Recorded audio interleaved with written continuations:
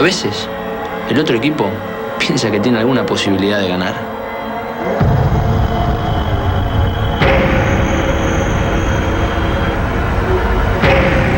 Eso me pone furioso.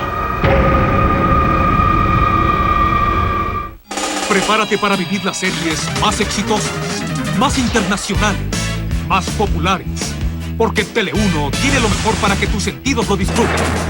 El canal que te atrapará en el entretenimiento. Goza en grande cada momento en compañía de toda la familia. Series donde tus sensaciones explotan y no conocen los límites. Tele1 siempre está a la vanguardia con las mejores series de América. Atrévete, no limites tus opciones y disfruta intensamente. Tele1, solo lo mejor. Our final stop and our look back at match day 1 of the UEFA Champions League is the Parc de France in Paris for the game between Paris Saint-Germain and IFK Gothenburg of Sweden. Well, Paris Saint-Germain have got a great record in Europe over the last few seasons. They've won the European Cup Winners' Cup. They were runners-up in that competition last year, and they looked dangerous early on here. IFK Gothenburg nearly creating a fatal error at the back. Simone's shot though goes just wide. Well, Simone dips in, he's taking the ball away from the player coming across. Watch, he just shows a little bit too much of it. Simone hammers it. Paris Saint-Germain though did take the lead. The goal came in the 27th minute. Ball nicely laid back by Simone. And then Gotti there volleys that in from just outside the penalty area. Well, and Gotti waits on his opportunity, waits on the ball to fall properly to him. A couple of opportunities for Gothenburg to get the ball out there, but instead they play themselves back into trouble. It's laid back to Gotti, and he nails it by the keeper from a long way out. Look at the patience he shows, waiting on the ball to bounce exactly where he wants it. Paris Saint-Germain 1, Gothenburg 0. 60 seconds later we had another glorious opportunity. A move that was set up by Rai. Simone tries a shot from outside the penalty area. He goes just wide. Well, Gothenburg have been pinned back for most of the first half. They had this opportunity though in the 39th minute. A free kick, the whistles past the offside. Landberg was the player with the shot. Landberg a little bit unfortunately doesn't catch the net here. He beats everybody. The keeper's beaten too, but the ball is just off the target. And 60 seconds later, another great opportunity for the Swedish champions. Again, denied, this time by the foot of the upright. Well, Andersson's the man inside. He gets the initial header on it. He drives it across to Eriksson. He hits it, and it comes off the foot of the post. Great opportunity, filed by the post. The keeper's out of the play again. Stopping sign at the end of the first half. Another great opportunity for the Swedish champions as they try to trip the goalkeeper. Volvo comes up with a big save and pushes it away. Alexandersson is the man with a long distance shot. This time the keeper comes flying across with that top hand and knocks it away. So in Paris at half-time, Paris Saint-Germain 1, IFK Gothenburg 0. 6 minutes after the restart, Paris Saint-Germain get a fortunate break. A terrible own goal there, scored by Teddy Lucic as he was trying to clear it.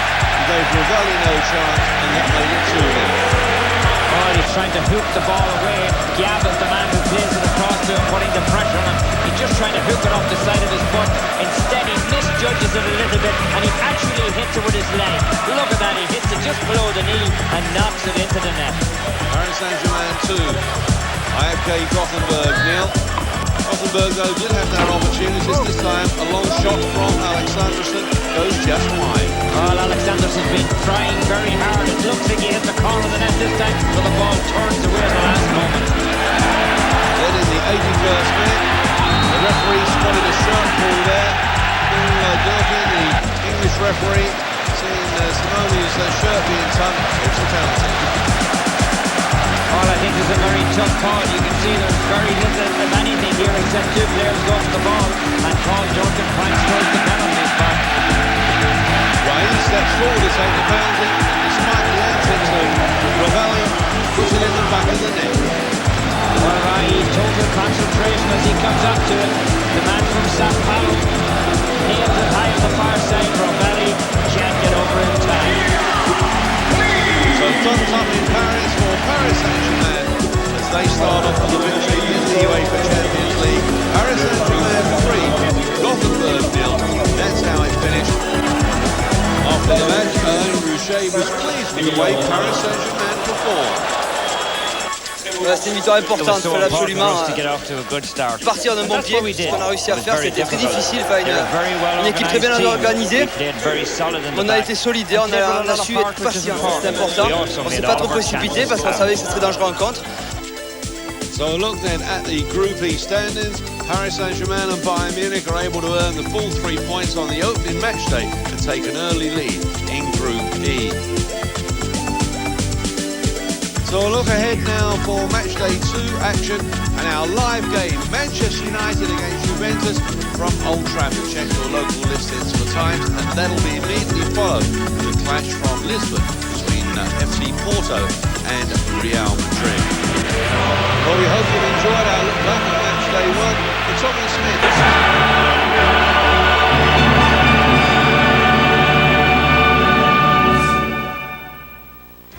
The Greek champions Olympiacos make their debut today in the Champions League. But don't expect a hearty welcome from FC Porto with the attacking power of our tour. And Jardel. Porto's eyes are on the cup. The Champions League is next.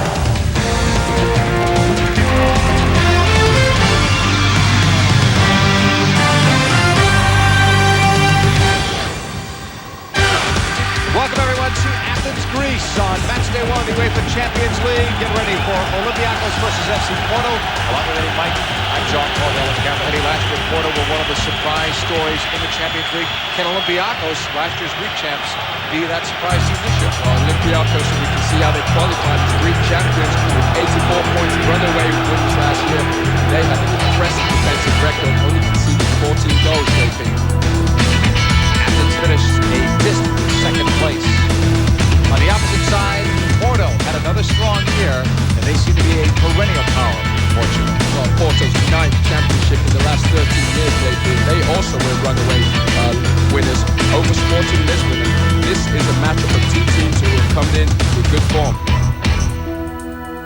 Group D, Olympiacos, Porto, Real Madrid, and Rosenborg. An outstanding group. Most people figure Real Madrid will finish first.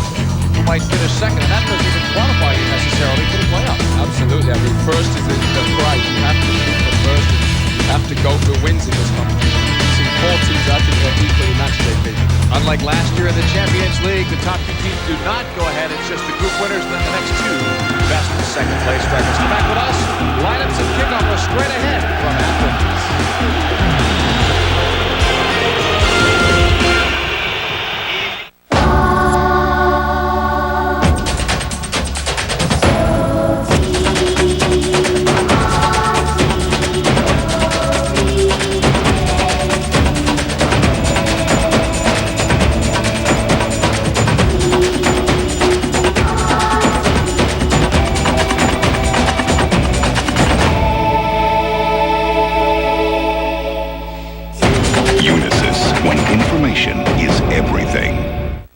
Tema de conversación. Cuando se habla de tecnología avanzada en comunicación celular, Ericsson es el líder mundial. The PGA Tour presents the 1997 Greater Milwaukee Open. Tight tree-lined fairways provide the challenge of Brown Deer Park Golf Club, but the excitement was found around the greens. Lauren Roberts, the proclaimed boss of the boss, lived up to his nickname with his rock-solid putting. Lauren took a one-shot lead into the clubhouse, but became just another fan watching the show that was to come. On the par 5 18th, Scott Hoke hoped an up and down would force a playoff. Instead, his eagle gave him the lead. Then Hoke himself had to dodge an eagle attempt by David Sutherland. But Scott had already exhausted 18's supply of good fortune. Scott Hoke, the 1997 Greater Milwaukee Open champion. Captain shaking hands, Karatitis and Aloisio for their respective clubs as we get set to present today's starting lineups between Olympiacos and Porto. And for Olympiacos, the story is going to be a second-string goalkeeper starting. And if they get any goals today, watch for the number 9 player, Alexandros. Well, Alexandros certainly had a great year in the Greek First Division, getting 23 goals last year to lead all scorers. And he's a man we certainly have to watch for in the goal-scoring category, JP. Şoçaroglu is the starting goalkeeper today. Normally he was the backup, but there was an injury in game 1 to the normal starter for Olympiacos. So they come in a bit down in terms of having to use the backup goalkeeper for such an important game. They go up against a Porto team. Artur is not in the starting lineup, but when you look at this lineup, they may not need him with players like Jardel and Folha and Barros. This team has a lot of firepower. Absolutely. What a story Jardel was, scoring 30 goals in 31 league games last year in the Portuguese league, and he certainly took the league by storm.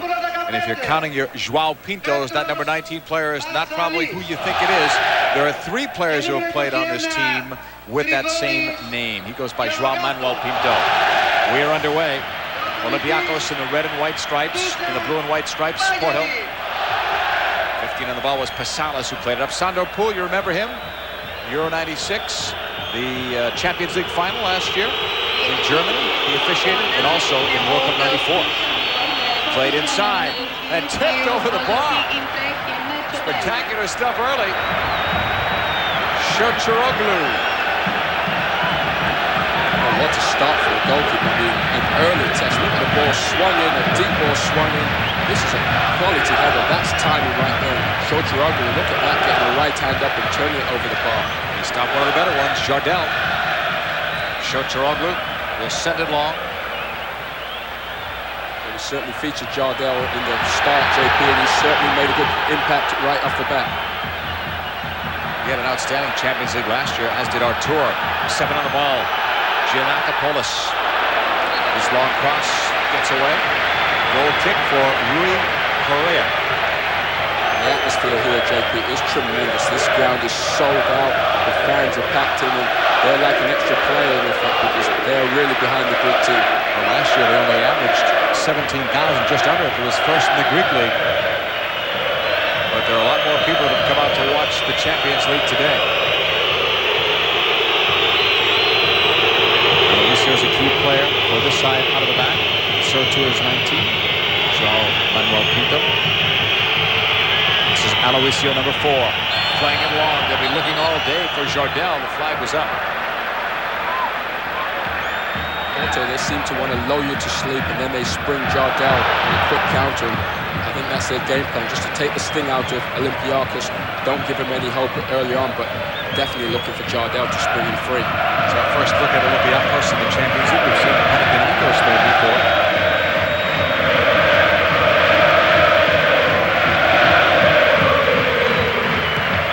Lifted long by Porto. Rui Barros will be the player that will be controlling things, they hope, out of the midfield. He's their most experienced midfielder.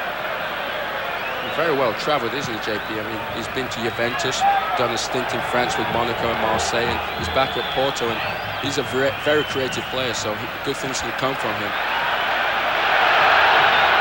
Olympiacos on the ball. Look at this clever dribbling. Wide to the right side. Touched by 15, Pasalas.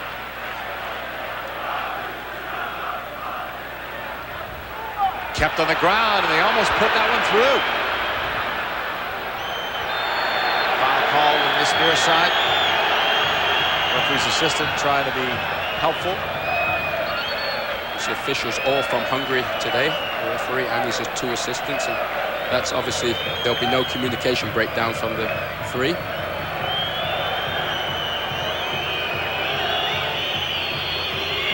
João Manuel Pinto out of the back in the 4th minute. Scoreless game, Olympiacos and Porto.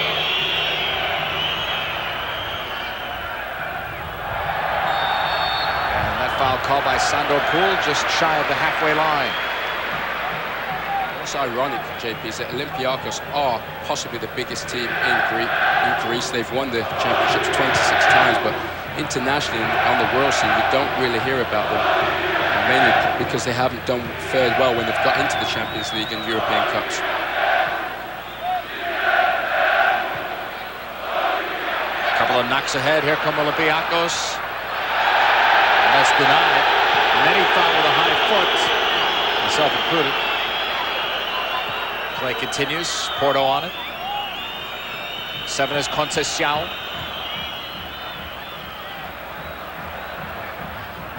Coming forward by Olympiacos, no one near it. Cleared in the 5th minute. Back to the goalkeeper, Şoçoroglu. These teams are certainly feeling each other out. Players want to get an early touch, they want to do things right and get some confidence carrying forward into the match. No one's really taking any chances right now. Chipped ahead into space. Keeper was come out, he changed his mind, and it's taken out of the way. That's Jurjevic, Yugoslavian international. That's an important tackle because Ivic, I believe, was a man on it. He showed a good turn of pace. I think if the tackle hadn't come in right when it was, let's see here, the ball's played over. Ivic has got a run on Jovovic. Look at him there, just making a saving tackle. Corner kick, they'll play it short. 6th minute. Scoreless game. Sent in by Barros. Another save. That one handcuffed the goalkeeper, had something on it because he seemed to have it positioned well and then had to make a great stop. Well, if we can get another shot at it, JP, as you're saying, look at this ball moving. If the camera shows it right, this ball is swerving both ways. And Şoçoroglu, the backup keeper, makes another important stop early in this game. Folia is ready on this corner. And that doesn't make it through. Giannacapola scores!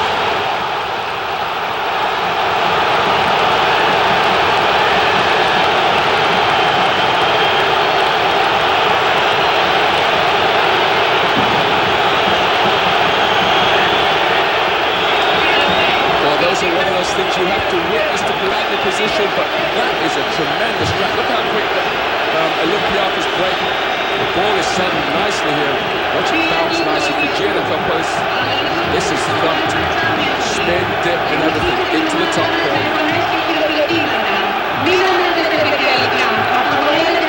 That is a strike. And the keeper, I believe, JP, possibly straight off his line, a yard or two too far, but that ball was moving with velocity. Ivic set him up with a great pass, well-timed, well-struck, and a surprise early with a goal this early in the game, 6 minutes in. That has stunned Porto, who had 2 good chances, and maybe another. Well, that time the goalkeeper was fortunate. He did come off his line, did get back, and Porto had 2 great chances to score, did not. And now the home side, pumped up by this great crowd. What a celebration that touched off on that goal. Yes, you're right. Such an irony. Porto just been knocking on the door. The keeper, Şoçoroglu, made a great save from that swerving shot. And on the quick counter, that's the game. How quick you change from defense to attack. They countered well and punished Porto. Taken away by Jurjevic. Jurjevic over the halfway line, looks for some help. Wide to the left side, Alexandros, who has not been a factor so far, but his side's up by a goal. 8th minute. Olympiacos lead, and they get the corner out of it. Well, all the talk, JP. All the talk is about this game. Inter Milan and Fiorentina. Ronaldo and Batistuta. For a Latin American audience only on Sunday. Check the local listings for the timing in your area.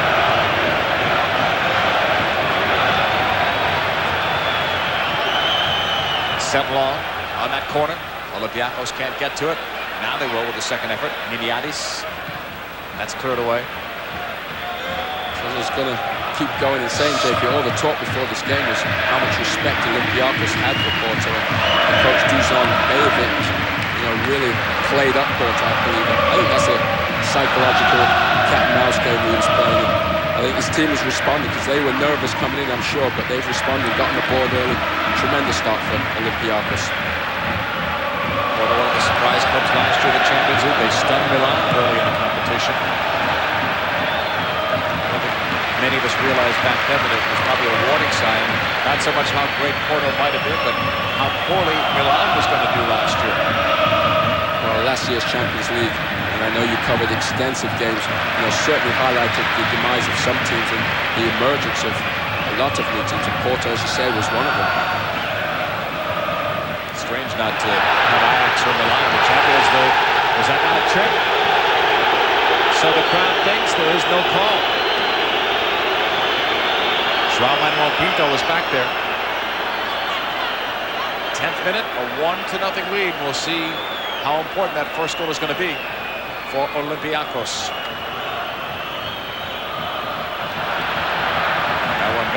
by Barros. Georgiano sends it to the back. Now Jurgiewicz. Well, this is definitely not a foul. The ball is played by João Manuel Pinto, and then contact is made after the play. Referee Sandro Pool, good decision.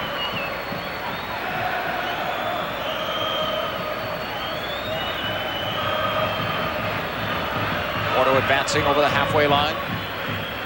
Trailing early in this one. Lucio at the back. Santos.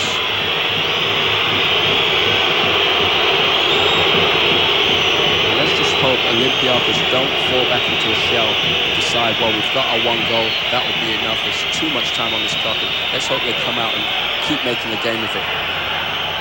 Porto trying to play it through. Paulinho Santos couldn't get it by.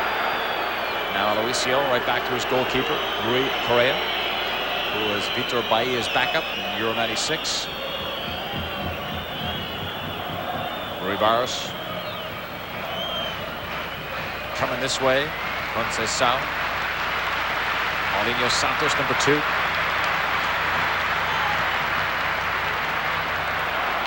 Conceição forced back. Long distance to the wing and an offside flag up. Maybe on 2 players. Foley was one of them. Sandro Pool's coming over. Lay the law down. Well, as you see the long ball going through, and there's 2 players in offside position, JP, and the referee's assistant, his flag goes up duly. But I just sense that Porto were a bit shocked by the goal. I think they obviously have to be there. 2 great chances when the ball ended up in their net. But if you allow a team to play their way back in and give them a lot of possession, they will find a way to get chances. No room there for Zahovic. Olympiacos defending well. It's their ball to throw it. Verasanovic, international of Bosnia-Herzegovina, on that throw-in, and a foul on Porto. Brought down was Giannakopoulos, who scored that last goal, the only goal. And that's a way to kick off this Champions League action, isn't it? I mean, you get a goal from 30, 35 yards out. It's got all the qualities of a great goal, dip into the top corner. Nice way to start. He's a new Greek international, only a couple of caps. Stylianos Giannakopoulos. Keep shooting like that, I think he'll learn a few more caps down the way.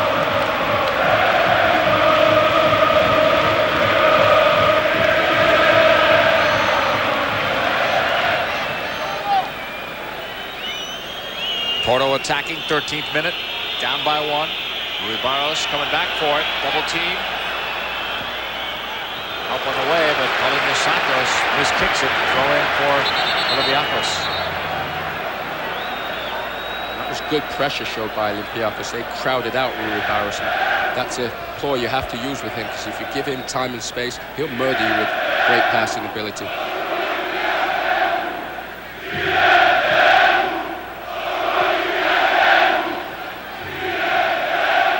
Porto trying to get out of their own end here. Barros, probably the smallest player out there in terms of size. This one's going to go out of play. Another throw-in. 5, Fernando Mendes. Another Portugal international. Antonio Oliveira is the head coach of Porto. Dusan Bajjevic, headman of Olympiacos. And again, the number 2 goalkeeper comes out strong. Choroglu. That was really well read, because had he not got off his line soon enough, I believe danger would have been looming there as the forward was in. I believe Fowler. Let's see, the ball's played through, and another man in offside position. I'm not sure why the flag didn't go up that time. This is well read by the goalkeeper. He just times it right.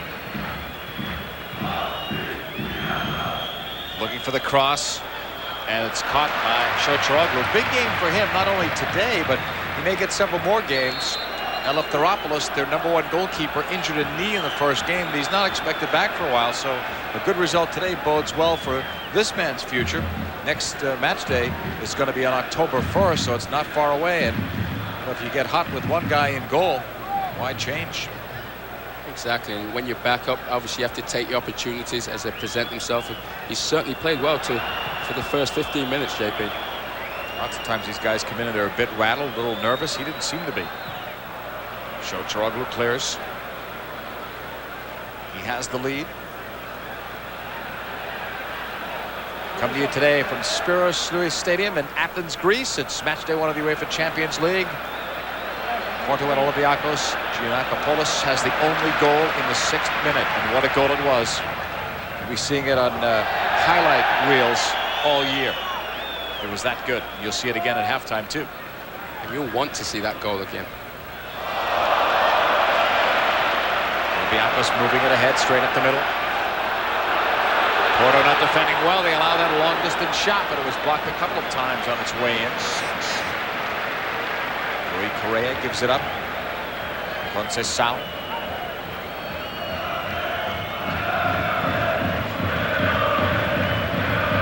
Paulinho Santos trying to play it up. Aloisio off Rui Barros.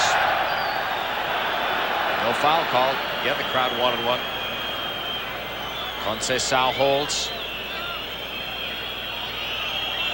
Here he comes. No room on that right flank. And Olympiacos have that covered. The middle seems pretty vulnerable right there. The defensive midfield for Porto so far. Coming in, no offside. Here's a shot. What a stop off the right hand of Jwasc. There was no flag up. I thought there was an offside. Maybe not. Olympiacos are living dangerously. They're playing a distinct offside trap. All the defenders pull up there. The flag doesn't come. Jardel collects it, and his touch is good. He's bouncing nicely in front. But if he forgets about the goalkeeper, Jwasc, who's hot right now. Let's have a look at it. That's perfectly timed, JP. Excellent. And a great ball through, and this is good play all around. He collects himself and hits a good shot. I was hoping for a better angle because live it looked like it had to be offside. Jwasc with a pretty awkward save. Normally you punch those out with both hands, but that time he got one hand to it. And this time they were appealing for offside, but they are living dangerous. If you want to play an offside trap, everybody's going to be in sync, and against a team with so many offensive weapons, it could be disaster. Right, there's the key there. This team has forwards who are very smart, and they won't just run straight forward. They'll time their runs and run across the line. You're going to get caught now with them, JP. We have our first booking. Zahovic is going to get carded. Yellow card for Zahovic. Coach Oliveira is not too happy, but he's not too happy either looking up at that scoreboard. Thought it might be more favorable to his side as Sandor Pool has the name in the book. There's Alexandros, their leading scorer, the league leader in Greece with 23 goals a year ago. Yes, there's a lot of pulling there in the midfield, and Zahovic was going to make sure he wasn't going to get past him. So our first caution. Play on to Sandor Pool. Olympiacos on the steal. They play it through, and a knock inside the box is not going to be called. In the 19th minute. Alexandros was the man going through, and he was looking for the call there. There was contact made, but the referee decided it wasn't significant enough. Good idea, that ball played in a space intended for Barros. You can see that offside trap, they're going to rely on it. They're not going to abandon it, and good luck to them, because I don't recommend that as a way to play on this higher level, JP.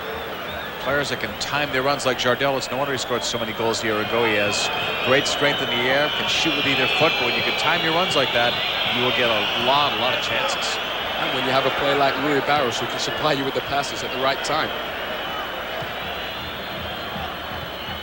No room on that sideline for Conceição. Jurjevic knocked it out.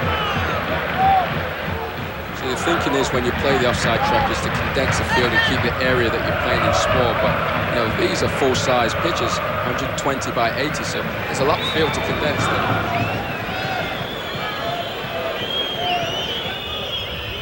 Sent long the other way, and that is going to be whistled down. The flag was up again. So much of the offside situation, the offside trap is in timing, and I'm not sure it's a great idea either with another goalkeeper, different goalkeeper in there. Exactly, your backup goalkeeper doesn't get a regular chance to work with these players, as we see Antonio Oliveira, the coach of Porto, shouting instructions. And it's all about communication, JP, and I think AC Milan of recent times with Baresi back there did it to perfection, you know, for my money.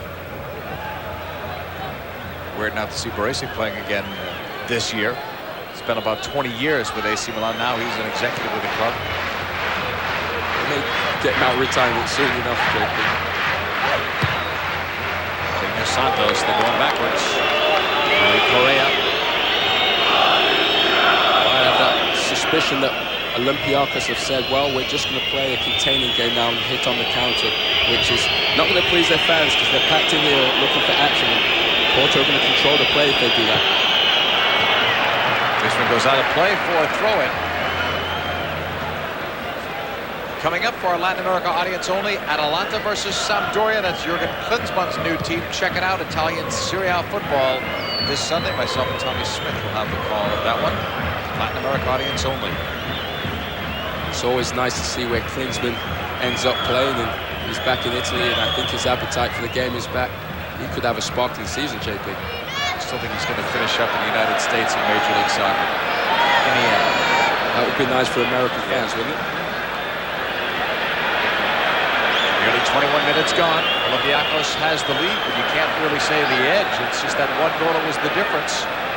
The better chances have certainly come Porto's way. The story of today could be the backup goalkeeper and a brilliant goal. Barros went airborne, got some help from Olympiacos. And this one goes out. Milosavljevic controlling. Porto looking for some room down that left wing.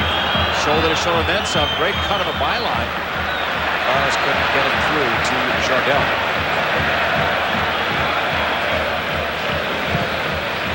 It's all a bit scrappy right now, Jake, and I believe it's because Porto have had to change their strategy. Their game plan's gone out, and we know they're going to have to do something different. And so have Olympiacos. I don't think they anticipated this early lead, and they've certainly changed and sat back a bit. From the left wing, this cross inside is punched out. Morgan was looking. Throw in for Porto. Long distance shot.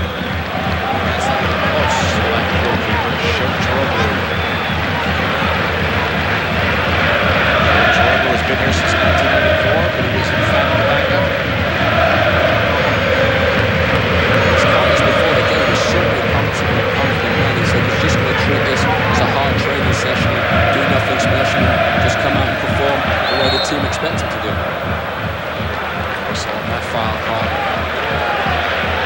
Both of these teams are bringing back pretty much the majority of the core players that won it for them last year. The big absentee, actually for both teams, is Dominguez from Porto, who's now playing with Tenerife. But otherwise, it's not totally status quo, but it's very close. The big guns are back. Yes, and why not? Because both of them won their league championship handsomely. You know, Porto by 13 points and Olympiacos by 12. And, you know, they certainly, commanded their league from the opening day to finish. So this nucleus they're hoping can carry them through, and they've just added players for depth for this Champions League campaign. How about Olympiacos? 14 goals allowed, a league record in Greece. I mean, you go a whole year, only 14 goals, and talk about discipline. 4 red cards in 36 games total. I don't care what league you're talking about. To concede 14 goals in 34 games is incredible. Hoping that defense can keep them alive here. Protecting a 1-0 lead. Well, they're in a bit of a shell early.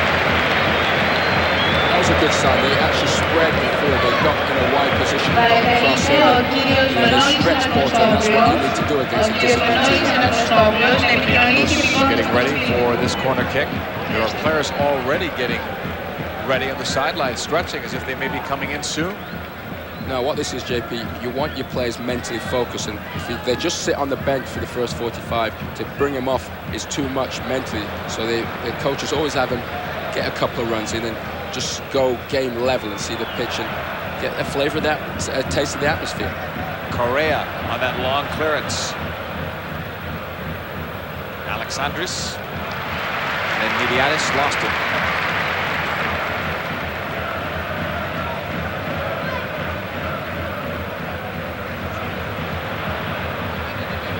Olympiacos forced back toward their own side of the field.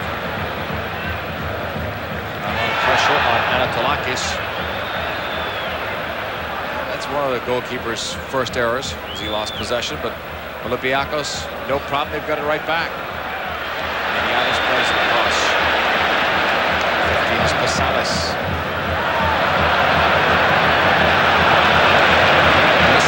Yeah, that's good interplay. The first time passing, they've gone from one side to the next. That's unfortunate that they couldn't continue the move there.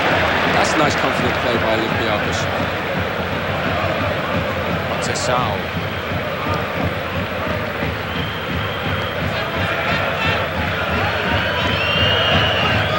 Through there.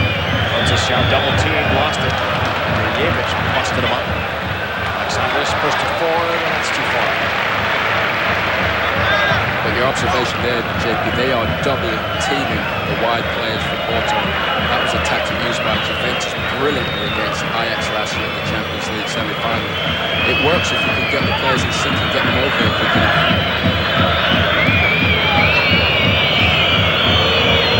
Aloisio giving it up on the left side. Porto with a possession game here. They're down by 1. Almost 26 minutes gone in the first half.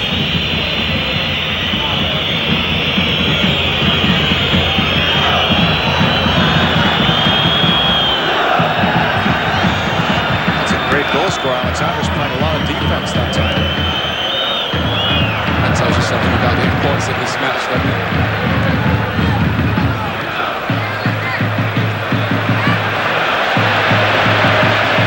European nights are something special, and the fans here are going to get impatient because they're used to seeing their team dominate teams in their league and be all over them offensively. You know, in Europe, the teams are equally paired. You have to be patient.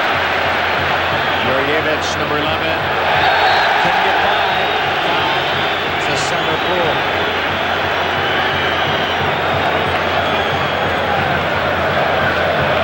Well, this is good positive attacking by Jwasc. They've been going by. It's just an obstruction call. I don't believe there's a yellow card shown, but that was a good positive move made. That's a sound down. 28th minute, 1-0. Olympiacos leading. Who has 9 caps for Greece, scored 6 goals for his club last year.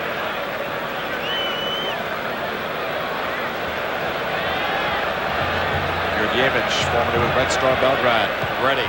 Bends it. The keeper is coming out, changed his mind, and somehow that's headed wide. Well, there's the key word, JP. Somehow that was headed wide because the ball into the box was immaculate. You can't ask for a better ball than this. Look at this. This is hit right with the right pace. He just doesn't get enough on it. He's flicked it instead of probably putting the ball back to where it came from. That should have been a goal. It's a Yugoslavian connection. Jwasc was looking for Ivic. Aloisio is back. 28 minutes gone in the first half. Olympiacos at home with a lead. Played long, the offside flag is up that time. Bell says, they certainly got lucky there because number 2, Verisanovic, almost played him on there. He's the last guy and he's not in sync with the rest of them. He's very close to playing him on it. That's where it breaks down when one guy just falls asleep for a second, loses his concentration. Watching ESPN's continued coverage of the UEFA Champions League, match day 1 from Athens, Greece. Olympiacos leading on a Giannakopoulos goal in the 6th minute. We'll see it again at halftime.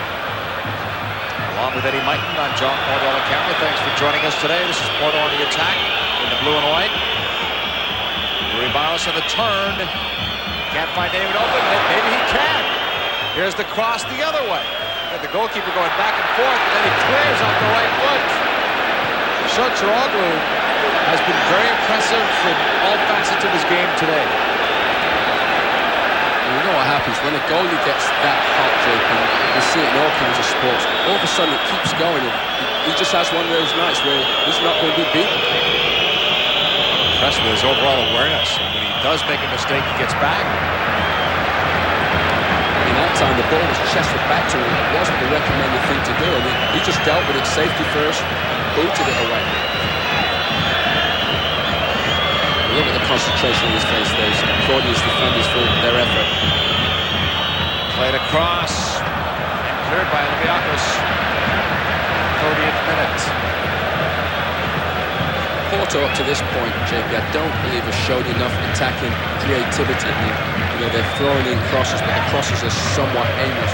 They're going to need to be a bit more precise, as they were in the first 5 minutes when they carved out 2 good chances. Aloisio. He is going to make a change. These guys weren't just stretching.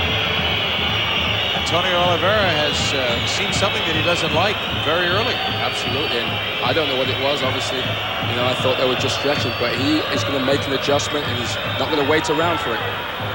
You never know about injured players. They hide that, especially at this level, so maybe he gave someone a chance, and they're not making it. Or maybe he just doesn't like the room that Olympiacos has had here. I think both suppositions could be the case right now. There could be someone injured, and there could also be someone who's just not performing up to the role that he's expected to.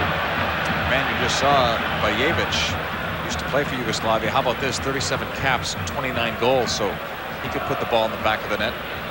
Played in the '74 World Cup, too. Maybe he taught Giannakopoulos how to shoot, because he certainly buried that one. Great goal.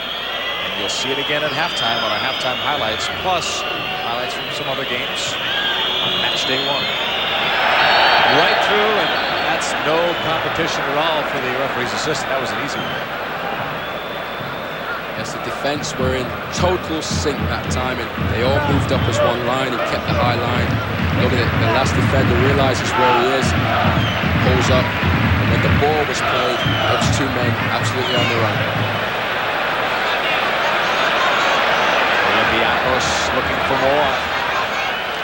Oh, nice cut of the ball inside of the box. And then cleared though by Porto. Throwing coming up. The crowd are really appreciative. That was skill at the highest level.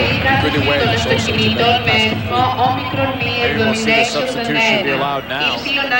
Barroso is on the sideline. He was on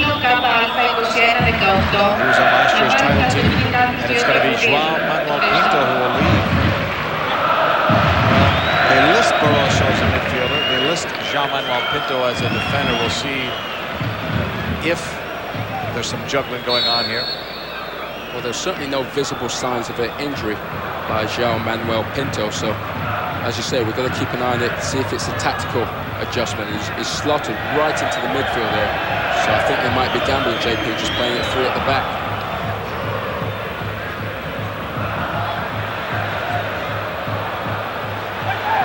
Olympiacos looking for some room in the 33rd minute.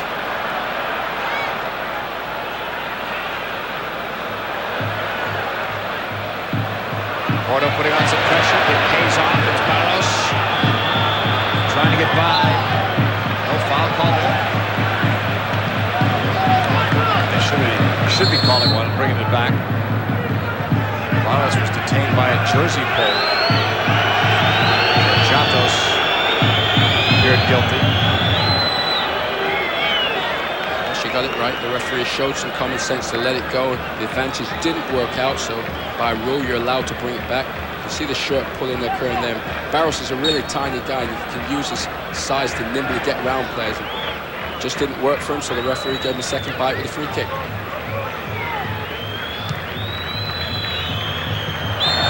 Another one. This time in Barros. Now he's getting even. Diminutive figure, isn't he? He's a pocket dynamo, really. Barros is well-traveled, well-experienced, and he certainly puts himself about and works hard. Bajevic feeling the effects of that one. Later on tonight, you will see Brazilian football, Vasco da Gama versus Paraná. Check your local listings for the time in your area. Edmundo, remember him? 6 goals a week ago in 1 game. And he ended up staying on the pitch, JP, which is good signs for Vasco. Somebody probably also missed a penalty. It's incredible. You get 6 and you miss a penalty. Messi only won 2 match balls. He's going to Fiorentina. That should be interesting once the Brazilian season ends. And a whistle on that foul.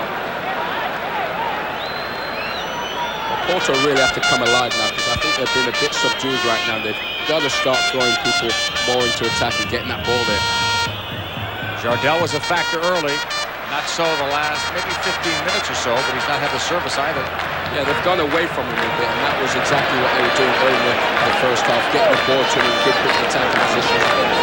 Jardel did well there just to get his head to it.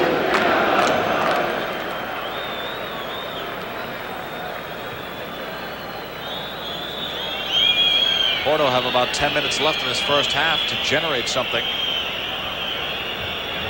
Yes, it looks like the substitutions, they're going to gamble, especially when they have possession, just keeping 3 at the back, and Barros is slotted into the midfield. And they're coming with numbers at Olympiacos.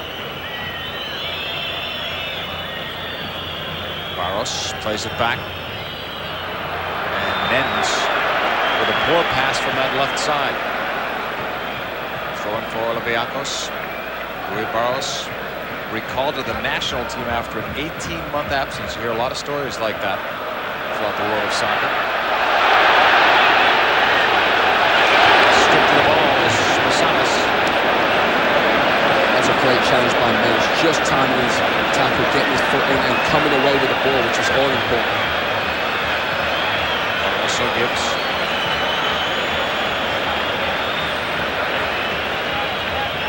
Third up the left side, one flick, and the flag up. Jardel down the middle. This ball. So keep harping on this offside trap, but look how they hold their position. Then on the flick, they just let the runners go. They have no intentions of running back their defenders with any of the forwards. I know you coach in college soccer. How difficult is it, in your opinion, to teach that offside trap? Well, I think it's incredibly difficult, depending on the level you play at. But on this level especially, because the forwards can read the game so much better. You know, a clever forward will know it's coming, will just hold his ground, and once in a while they're going to get in. On our level, well, it's impossible to teach them. Blame it on coaching. Yeah. Back to the action, 38th minute. Olympiacos leading by a goal. Tuck in on that side. Aloysius says he got ball. Sandro Pool may say otherwise. If he does, it'll be a booking. Yes, the tackle's just slightly late. The ball's gone, and that is a deserved yellow card. To be honest, Aloysius was just fractionally late. He was going for the ball, to his credit, to be fair to him, but Sandro Pool's telling the player to get up and let's get the game going. I saw the positioning of Sandro Pool on that one, because until you see a replay of that, you have the opinion that maybe Aloysius got the ball, but he didn't. And the referee to make that call is going to be an excellent decision. Yeah, because it happens so fast, JP. You know, in one sense you could think the forward dove, and in another sense you could think the defender got the ball. So we're lucky we got replays here. Free kick, Olympiacos. Inside the box, nowhere near it, in a red and white striped uniform anyway. Brought back down, Olympiacos looking to go wide, and that's too wide. And the alley scooped it over. I'll tell you one thing I've noticed, JP, this is such a tremendous venue. I mean, the playing surface is immaculate. They have the track around it, which is standard for European venues, but this atmosphere and the playing surface is fantastic.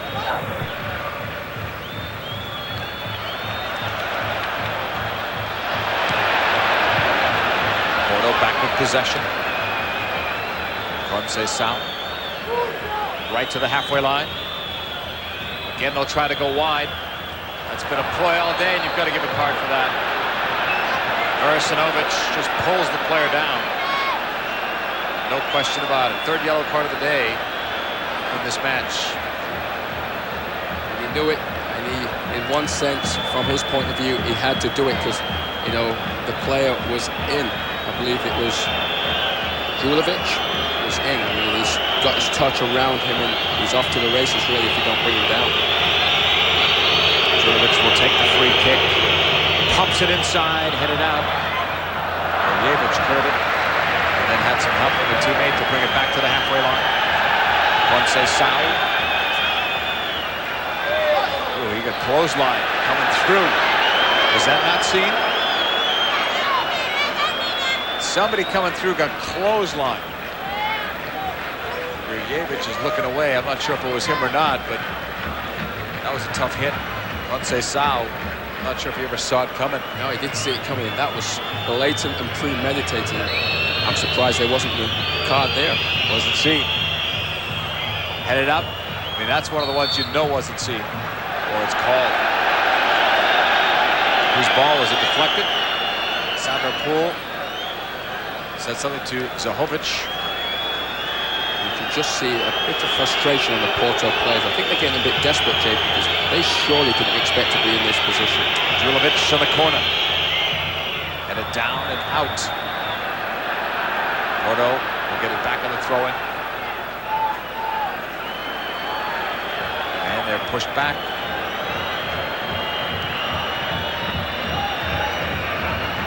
Conceição.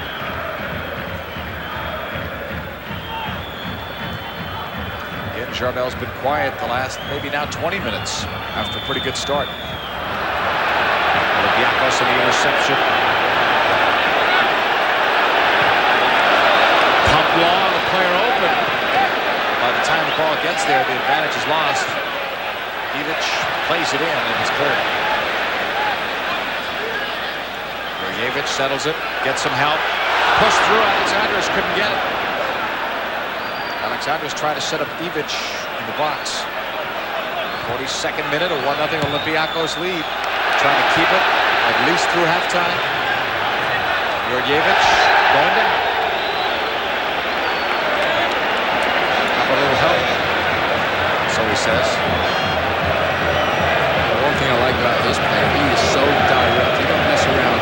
He knows once he picks the ball up in those areas, he's just pushing it past defenders. No trickery, just pushing it past them, trying to get around for the return.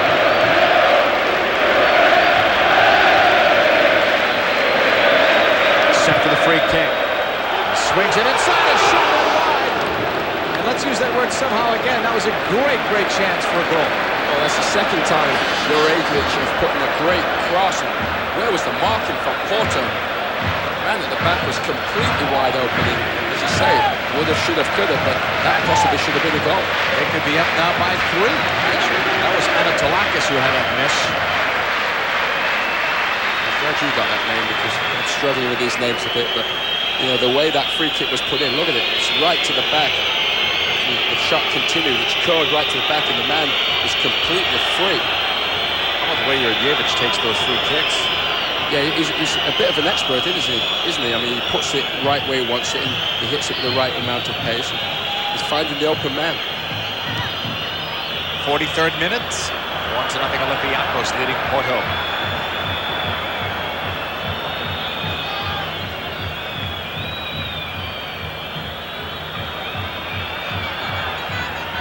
Porto will play it wide to the left side. Tackle that. Jwasc, better be careful. He's already got the 1 yellow. Jwasc gives it up to a teammate to take the toss. Paulinho Santos. Or make it Menz on that far side. Fernando Menz should get a corner out of this. No. Menz thought it was a corner. It was deflected, apparently not.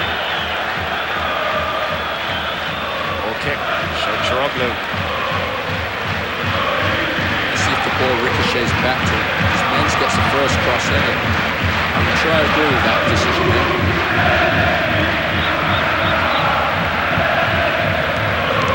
Olympiacos leading by 1 coming up at halftime. You'll see how they're up. A great goal scored by Giannakopoulos. Plus our halftime stats and more. So keep it here. Halftime just a short while away, depending on injury time. Taken out of the back. The pack of this game is definitely established. Olympiacos are going to play the counter game now, soak up the pressure. We saw in the last attack they really come with numbers once they counter. Sent into the box, and that's denied by Porto. Olympiacos plays it up. Sanders keeps it on the ground. From the left, this cross, they said handball, no call. Rojano said that was a handball. He had the best view, probably. Here's another chance, and that's denied by Porto. Porto can't afford to give one up here. Well, you really can't give those, JP. I mean, the ball is struck with a lot of pace, and I think when the hand goes up, the ball hits the hand more than the hand going after the ball. That's a real hard one to give, isn't it? I mean, the hand is there. Whoa. No, I call that one. That's a call. I'm blowing the whistle. Well, you can give it. I'm still his hand moved up. It certainly looked that way, didn't it? Yeah.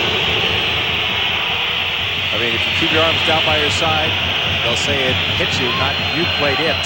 But his hand went up. There's certainly some flapping going on. The crowd is still buzzing, to say the least, over that. We're near the end of the half. Maybe we're there right now. Can't hear the whistle. It's that loud in Athens. Jwasc says the only goal, and what a beauty it was. Yeah, certainly well watching that goal. We'll go to the second half and take another look at it. Strange game. Porto had early chances. Probably should have gone ahead, but showed Jwasc, number 2 goalkeeper, has frustrated Antonio Oliveira's club. And at halftime, after 45 minutes, Olympiacos playing at home have the one penalty lead over Porto. Will show you how later. Back.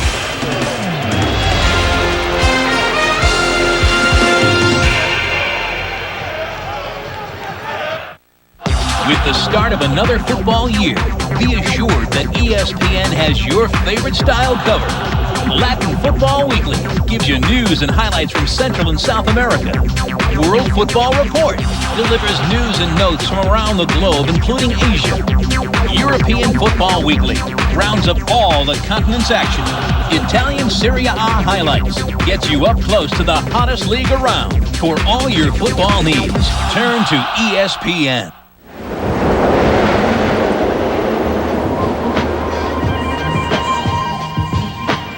Around the world. And any way you look at it, most men envy these women. Demanding their best, striking a balance, pushing the edge. Watch them on ESPN, the worldwide leader in sports.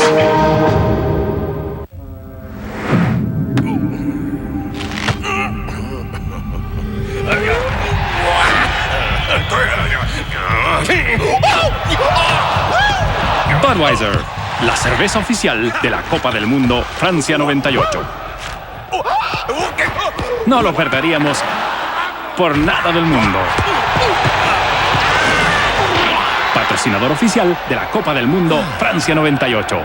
Budweiser.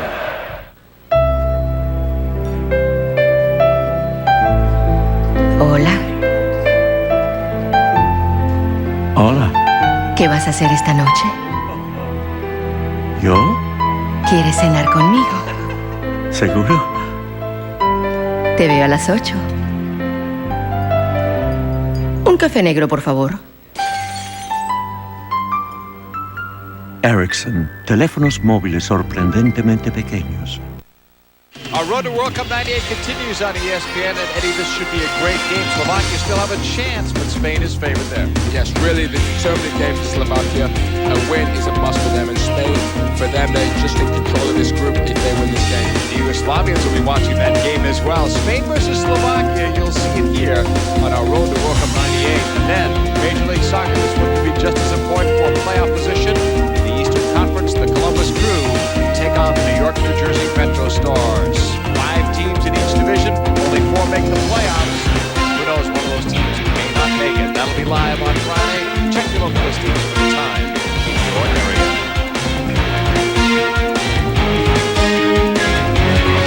Well, if you're just joining us, you missed out on a great goal, but fear not, you'll see it later on during our highlight segment. Jwasc scored it, Olympiacos leads on the half.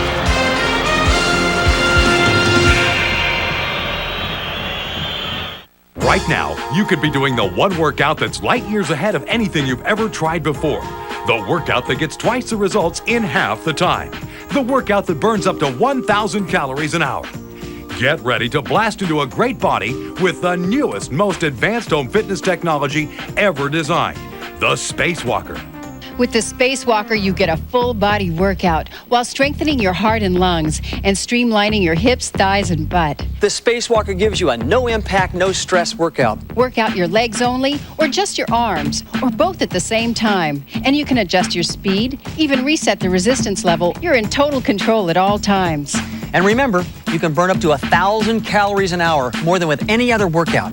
It's a great fat-burning workout. It's been 2 months and 8 days now, and I've lost between 19 and 22 pounds. Shed extra pounds. Trim and tone your hips, thighs, and buttocks. Sculpt your arms and shoulders. Boost your metabolism while you glide through the air.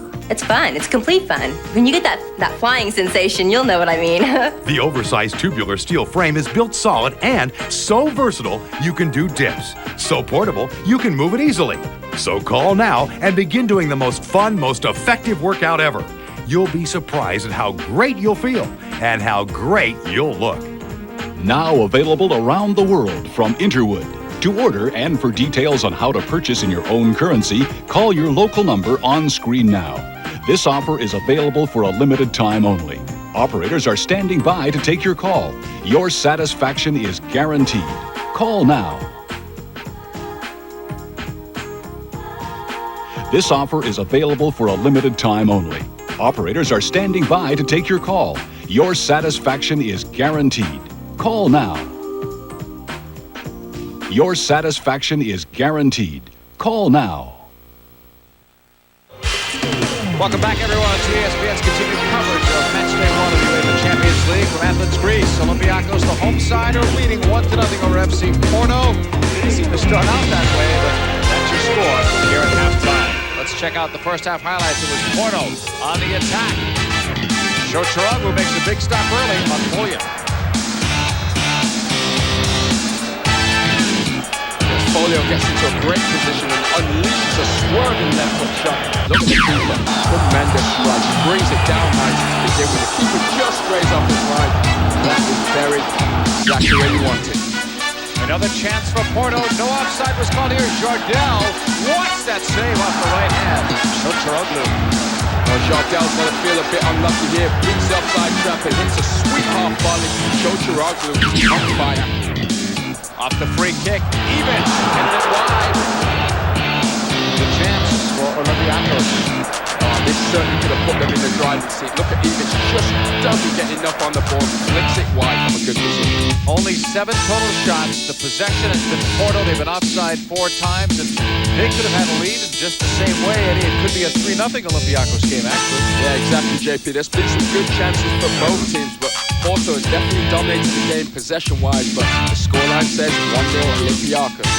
And besides the great goal that you saw by Giannakopoulos, Jwasc has been the story in the first half. Of those saves he made, they were all great ones. Olympiacos leads at halftime. We'll see if that changes when we come back. Second half.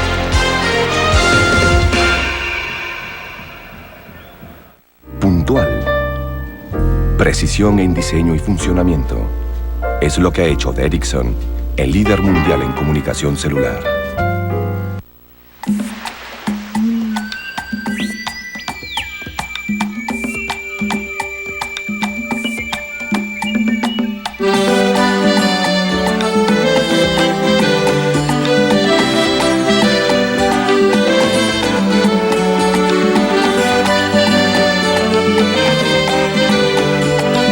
Discover Dominican Republic, where it all began. The winds of change are blowing.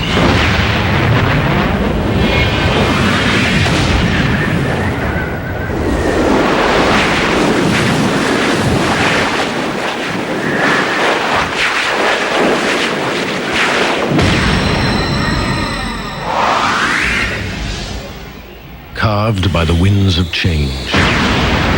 Hyundai.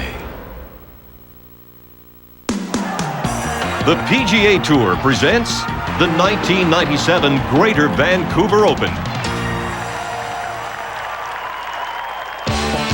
While some members of the PGA Tour were in Ohio, the majority headed north of the border for the Greater Vancouver Open. Heading down the stretch, a two-man shootout developed between Andrew McGee and Mark Calcavecchia. When both faced similar eagle putts at the par 5 12, it was Mark Calcavecchia who found the bottom of the cup.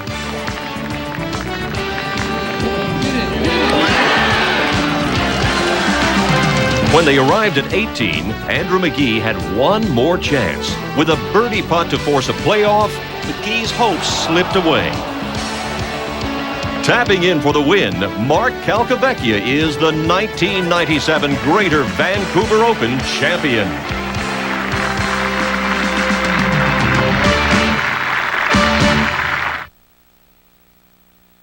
Dutch football is coming your way this Sunday. In fact, each and every Sunday is a Dutch football Sunday this week. It's Corona JC versus SC Eredivisie. Join Mike Hill and Eddie Mike for the call. Check your local listings for the exact time in your area.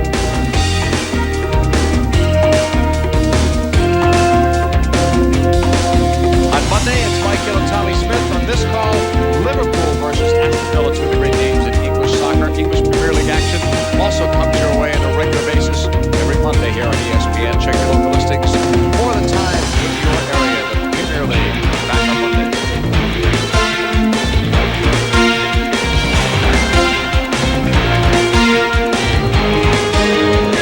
Back to the action. Bonus on the pool leads the officials out. Olympiacos leading FC Porto 1-0 here at halftime. Olympiacos scored the goal. Both of these teams are off to good starts in their respective leagues, although it is early in both. Several teams tied in the top with 6 points in one of those teams, Olympiacos. They've got a perfect record so far. Yeah, that strong defense has been helping. They've scored 5 goals. They've given up 2 so far. One of those wins at home, 1 away. Porto on top. Brilliantly, they've not even given up a goal yet. That's a 4-0 win in the last game over Estrella Menora. Maintaining position at the top. So Porto come in good form. Hopefully they can carry that through and maybe regain it into the second half. Both of these teams came in with some confidence. Porto looked stronger in the beginning, but the backup goalkeeper, Shochiroglu, who is becoming a bigger story as this game progresses, kept them at bay, denied them their good scoring chances early. He robbed Foglia, he robbed Jardel. There were a couple of other times where he didn't even get credit for a save, but came out and blocked crosses. He was in command of his goal. Meanwhile, Correa at the other end seemed to be caught out of position on that only goal. Yes, we'll look early in the lineup, see if there's anything reshuffled, any lineup changes, because Porto certainly didn't wait. The coach went to the bench early, brought off Barros, shoved him into the midfield and really adjusted quickly. Second half underway. Great atmosphere today from Athens. There are always upsets in the Champions League, and even though home field advantage is important, I think a lot of people would have thought that Porto could do enough to win here today, and they still might. This one is too long, and it goes on a play. They've certainly got to like this format, haven't they, JP, because the possibilities are endless, and you know, even the league stages, you've got to win the matches. First place is your target. Second place, you might get through. As we take a look at the goalkeeper, Shochiroglu, but you know, going through to the advanced stages, we've got the possibility of some familiar matchups with, you know, you could have the Dutch champion and the runners-up, the English champion and the runners-up in the groups. And the possibilities are really intriguing. Last year, Alex Ferguson said his team lost twice in the matchday series and still went on, and he thinks that this year you can't do that. Olympiacos will play it across, and the stumble was costly, and the deflection could be two. Correa cleared it. The ball doesn't land in the back of the net, but an Olympiacos player does, and Correa has some lower back pain to think about. Looked like Ivic had gone through. Our viewers won't really appreciate how difficult a save this is. He's moving one way. Look how he keeps his feet moving and just gets a fist to it to keep the ball out the back of the net. The shot takes some deflection, and the goalkeeper Correa is actually moving one way. This is quick feet to move the other way now. That fist is important.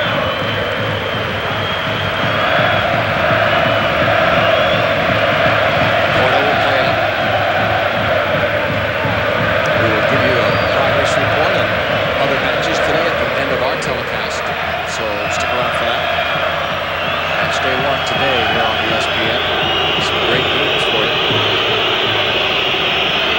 Garcia. Straight ahead, Rui Barros. In a space, they've got to find Jardel this half. They certainly couldn't find him in the first half after the first 10 or so minutes. The ball was intended for Foley. Also, JP, they have Artur on the bench, who is also a tremendous attacking force. And maybe if they bring him on and give Jardel some support, then Jardel wouldn't have to carry the load by himself. But certainly they've got to find Jardel. We saw a shot of Capucho on the bench too. Looking like he's going to be coming on soon. Correa has misplayed that. It's cleared out. Olympiacos bench right now a little confident, but also cautious. Long way to go before this one's over. In last year's championship, Champions League, Porto, the goalkeeper really let them down when they needed it.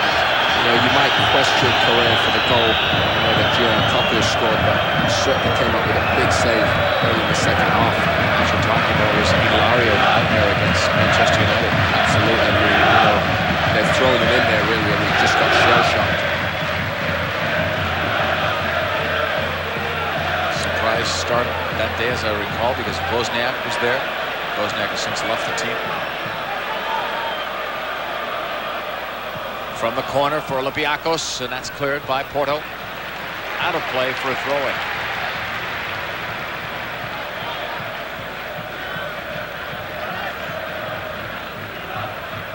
Iniades. Busted up. Controlled though by Pasalis. He lost it. Porto come back. Straight up the middle. The long ball played from the sideline toward Foley, and that's deflected out. Much better from Porto though. When they broke that time, they came at the team with speed, and you can see Shochiroglu really urging his defenders on, giving them a little slap and making sure they stick to their task. Foley will take the corner. Played in Euro 96.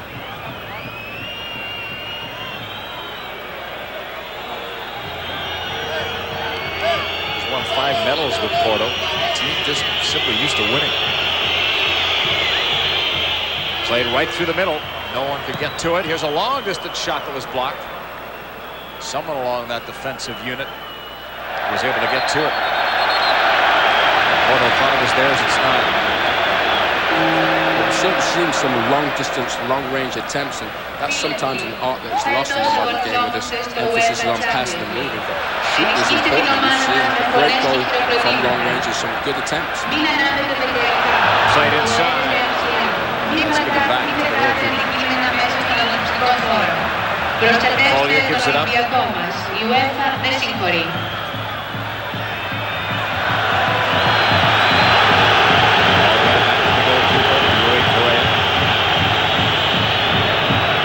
Discipline Olympiacos has shown. They're staying behind the ball, but once it's played into midfield, they're really closing down the midfielders and challenging.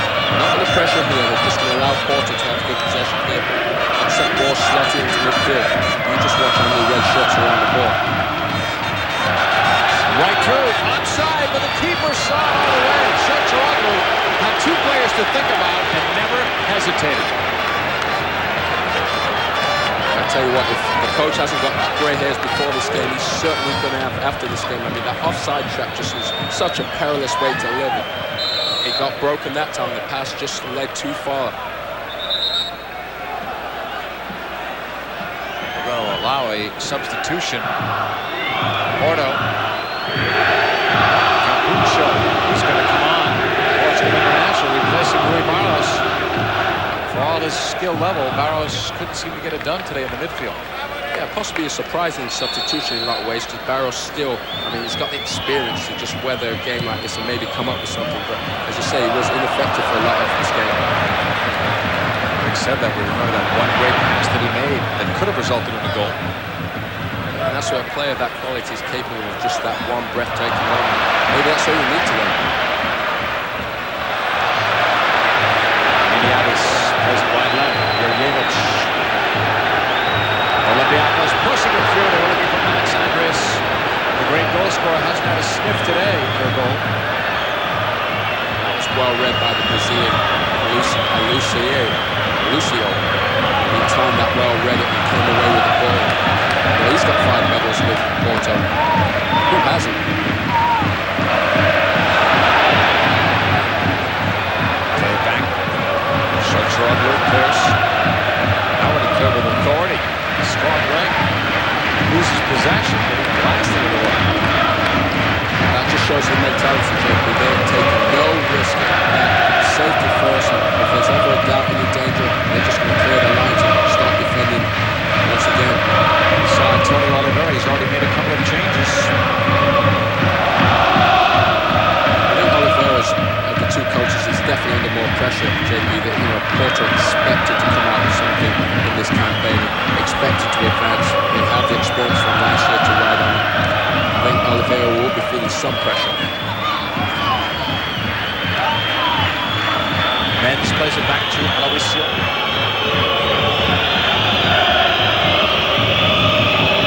They send it long down the left side into the tough hop on Folia. One cross hits.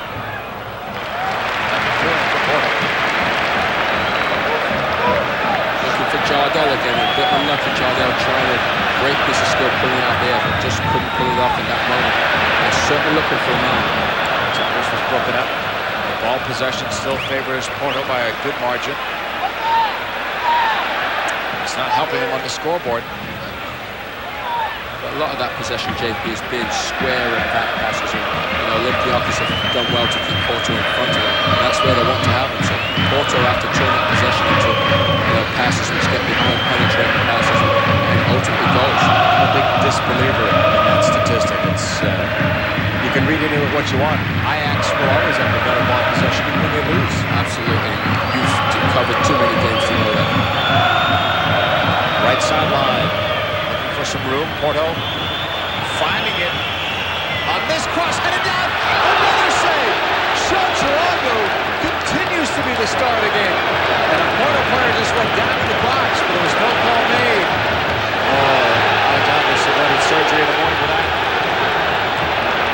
Too long for Ivic, but the goalkeeping story has become sensational.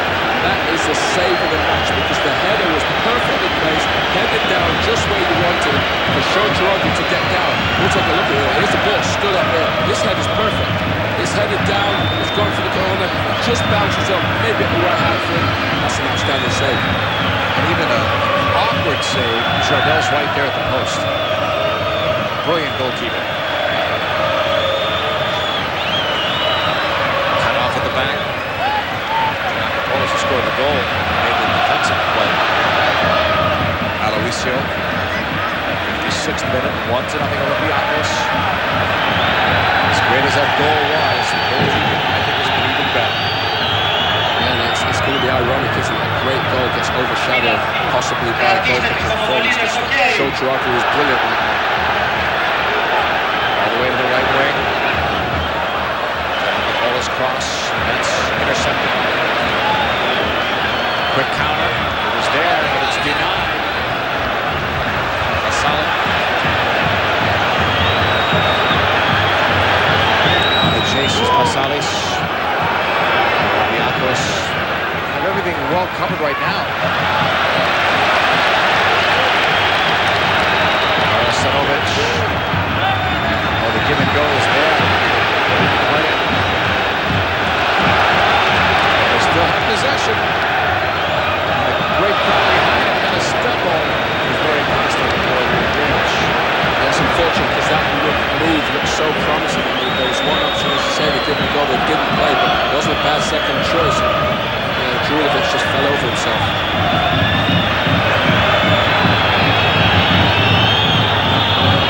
Porto coming back, trying to find some holes. There wasn't one there. Won the title here last year. Won 4 titles with 80 points, too. Right through. Shotron with the flag was up. He applauds the referee's assistant.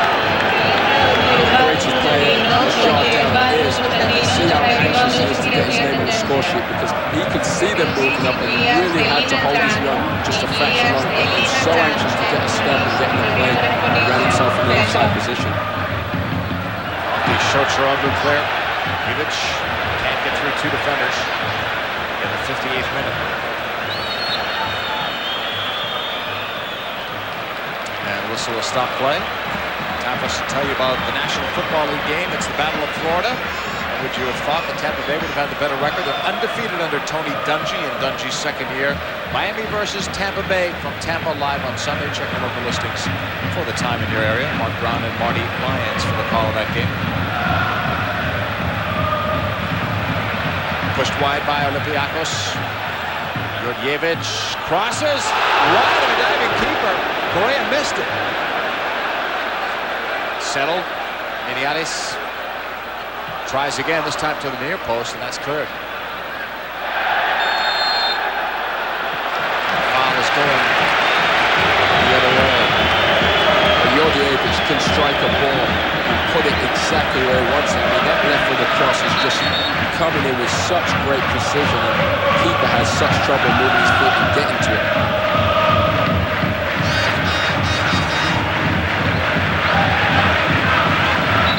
We got the fourth official checking one of the stats there.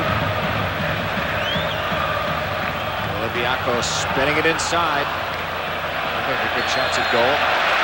Maybe it's a corner. It is. Charbel says no. They deflected it out. It's very apparent that Olympiacos work very hard on the training pitch on the set plays. I mean, their set plays have been right on the money. If they haven't resulted in a chance, it's been, you know, a close chance, and Porto scrambling to get these away. Sent back out, a missed kick. It was there. And now cleared by Porto. Into space. Oh, maybe not too far ahead. Forget the maybe. That's too bad for Porto, because there was a chance. There was room on the sideline. Even with the defender, Karatakis there. Folio just knocked it too far ahead. Yeah, another example of Porto getting anxious, JP. I mean, Folio had time, you know, and he just got anxious, and his first touch was horrific, really. He just played it to the defender. He did well just to marshal him off, but he had time to compose himself, and he lost his composure. A couple of players are coming in. There's Artur, you were speaking about earlier, 14 on the left. He is going to come on for Folio. So the Brazilian connection is out there now between Jardel and Artur. And Olympiacos wanted to bring in Dabizas. And that's who's coming on. Dabizas for Alexandros. Clearly a total defensive move. Alexandros is a striker. Dabizas is a left defender for the most part. Yep, the tactics are clear, aren't they? I mean, you know, you bring off the top scorer in the Greek league last year, and you bring on the defender. No mystery what's happening there. You know, it could be a strategy that backfires, or, you know, if it comes off at the end of the game, everyone's going to say the coach was a tactical genius. Titus up for Jwasc. 61st minute, 1-0 Olympiacos.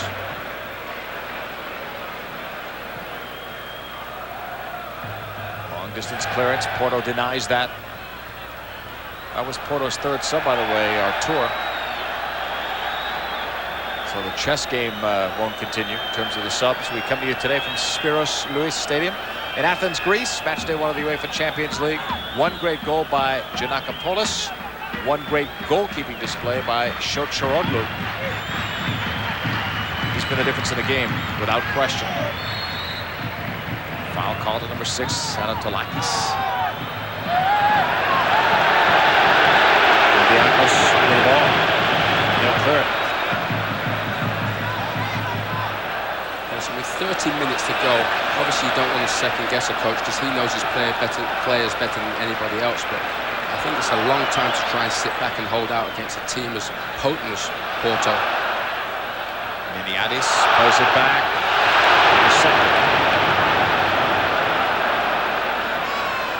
Olympiacos might get lucky if they can win this, because they were in this defensive mode earlier in the half, in the first half. Not really playing where they were to get the game. Yes, you know, everything they're attacking by the counter. Porto actually fell asleep there, because if the 1-2 was played right, Olympiacos was in. But the onus is on Porto really to, you know, set the tone and find a way through the staunch defence. And if they can't do that, this is going to be a result which will go down in Greek history, really. Artur had the great start last year in the Champions League. Got 4 goals, as I recall, just a couple of games in, and then was quiet after that.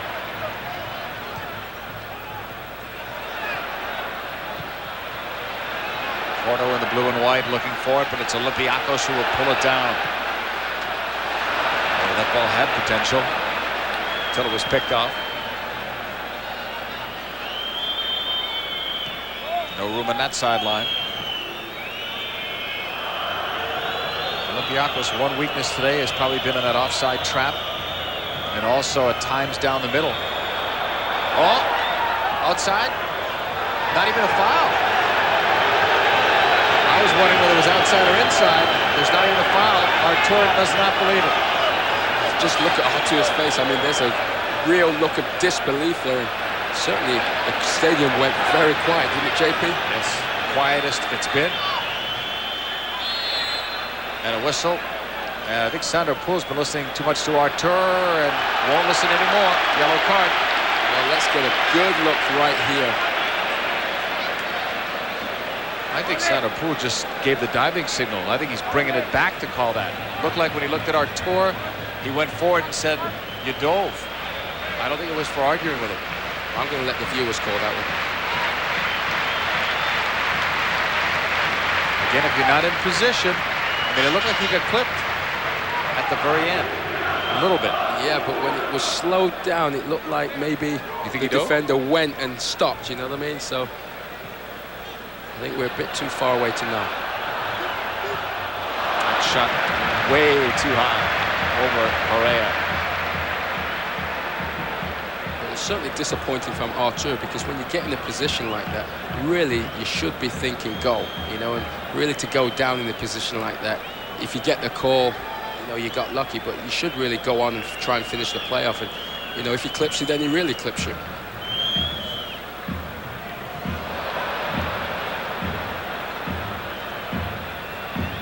Far sideline. Here's Porto looking for some space. And this one's knocked away. Corner kick coming up. Match day 1 of the UEFA Champions League. Match day 2 will be on October 1. These teams still have to face Real Madrid and Group D, who again look like the strongest of the group. No doubt. Jwasc on that cross that's cleared. Porto still with it. Played wide. Jwasc to the byline. Touched it too hard. It goes out. Porto are trying, it seems, to do too much now individually. Yeah, again, tension, the pressure is creeping in, JP. And things that you'd normally do without no trouble all of a sudden becomes a bit harder because you're chasing the game. It's like playing a game uphill, JP, you know, trying to do something running uphill. It gets hard after a while. That's what's happening to Porto.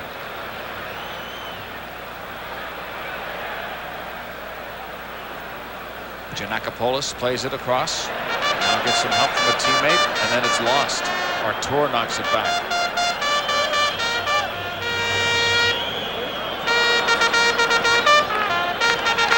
This really is the beauty of European Champions League, because they've got 2 evenly matched teams here. You know, Porto, you know, find themselves in the hole, so they're taking charge of this game. Olympiacos really showing good discipline to maintain their poise and keep their shape. 67th minute, Olympiacos up by 1. Shotroglu thought about coming out. At the byline, this cross, and that's cleared. Looking at the referee's assistant for some help, it's going to be a corner. NFL football on Monday, Pittsburgh versus Jacksonville. The big question, who will quarterback Jacksonville? Mark Brunell taking some snaps. You've got Johnson, you've got Matthews, you've got 3 guys there for Jacksonville, all capable of winning. That's Monday. Jwasc on that corner, headed right to the keeper. That's his easiest play today. Yeah, he'll certainly take those all day. And he's just grown from the first minute. You know, those question marks as the backup keeper. And, you know, we were talking as the first chance came by Jardel, and it was a breathtaking save, and from there this keeper's just grown 3 or 4 inches in stature. Throw in for Giannakopoulos, 7 goals last year. Ivic.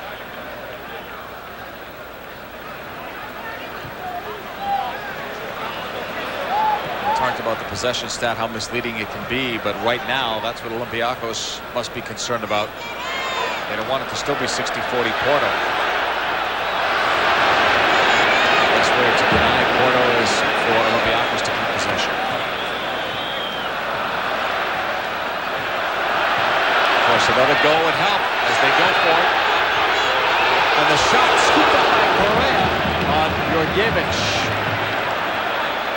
Well, Jurjevic has been, I think, one of the pick of Olympiacos' players. I mean, he's been everywhere on that left side, and that left foot is very strong, and he's putting some great crosses, to be fair to him, and that was a good shot and well dealt with by Correa. Made that one mistake on that brilliant goal that was scored. He seemed to be caught off the line. It's still a great goal no matter what, and maybe even if he is in position, it may not have mattered. He's made some other good saves since then.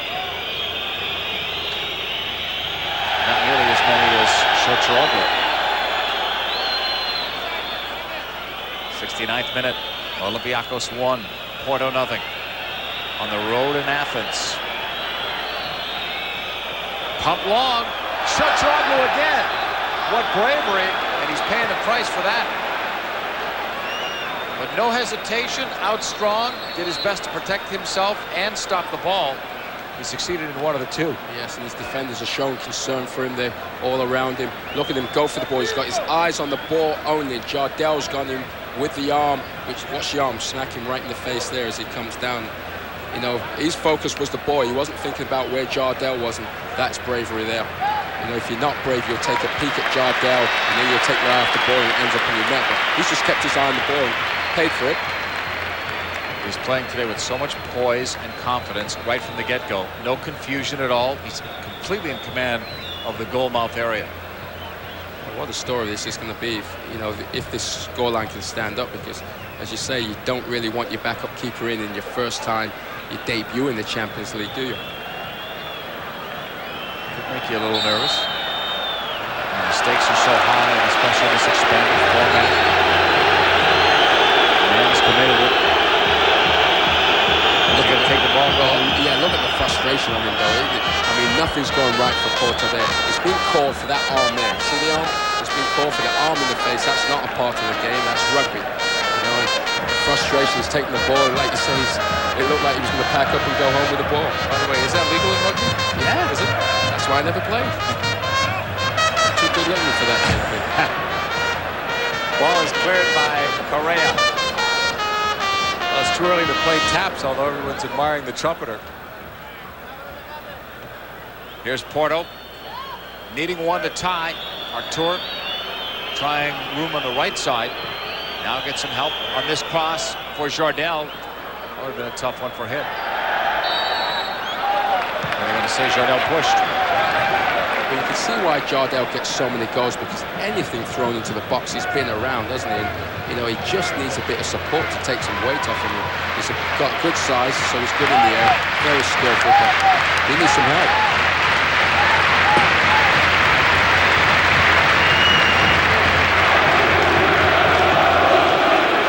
Start here with a free kick, Anatolakis.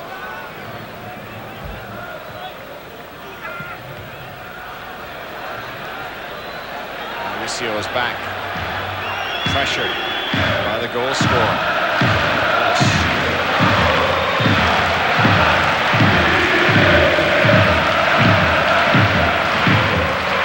Porto have made their 3 subs, so players out there must do the job if Porto are to succeed and get some points out of this. 3 for a win, 1 for a draw. You can see the difficulty that Porto are having. They play well. Just to get a bad foul there. That was Capuccio that came in late. The sub coming in and making a desperation foul there. But Porto just play one way. They've been schooled to play a good possession game here. Look at that for a clip. And, you know, it's drilled into them. They play that week in and week out. And now they need to change that style slightly to get the ball forward a bit quicker. They're unable to do it because that's the way they play. Porto with the ball. Aloisio. And a stumble was costly for Artur. As you look at Artur, what's the best way, Eddie, for Porto to get back into this? They don't seem to have the answers. Well, that's a tough question, isn't it? I mean, they just look so out of sync, but I really believe if they can get the ball forward quicker to Artur, forward quicker to Jardel, and play off him, and play quick passing off these guys, maybe they'll open up that defense, which is packed it in a bit. You know, a bit of width wouldn't help JP. They play without wingers, which is obviously hard, but I think if you're going to play without wingers, you've got to get the ball forward and play quicker. Last foul going down was Jwasc92Futbol, paying, I guess, somewhat for the goal he scored. He'll take that punishment for goals like he scored earlier. It's the only goal of the game, and one that will be talked about, especially if it stands up, even if it doesn't, as one of the great goals for sure of the Champions League. And you can say that knowing that there's so many more games to play. We're only on match day 1.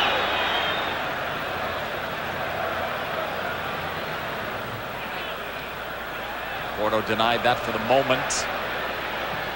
And another moment as they clear it back.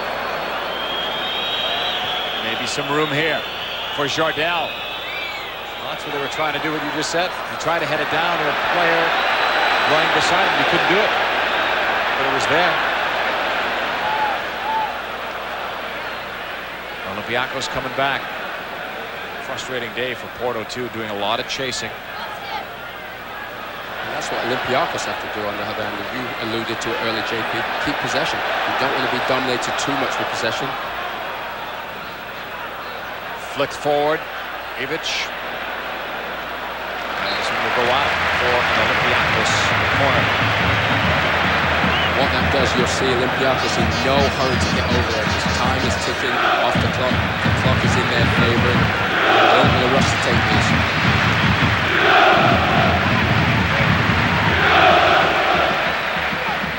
Olympiacos are warming up a sub too. I believe Bandovic was over there. Look at this. That is time wasted play. Definitely. He's put the ball down, lined it up, and then his mates just come over and said, "I've got it." Georgiatos played it across. That one was mistimed in the air. Cleared out. Olympiacos back with it. 15 was Pasalis.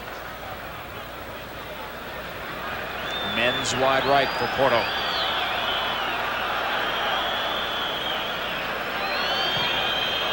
Switched by Porto to the left sideline. Tried a long scramble back for it. They go down the middle and now back wide. Artur's way, that's clear. Yes, but they're trying. They're getting the ball forward a bit quicker and, you know, trying to hit target man and play off it. It's not quite coming off, but that's the way I think they got to do it. Jwasc92Futbol gave it up to Dabizas. Dabizas came on in the second half for Alexandros. That's been their only switch. Wide open. And having to wait for it was Jurgiewicz. And Correa comes out and makes the play. Yeah, that's the worst cross Jurgiewicz has put in because he's putting some beauties today. He had much more time to put in a better cross.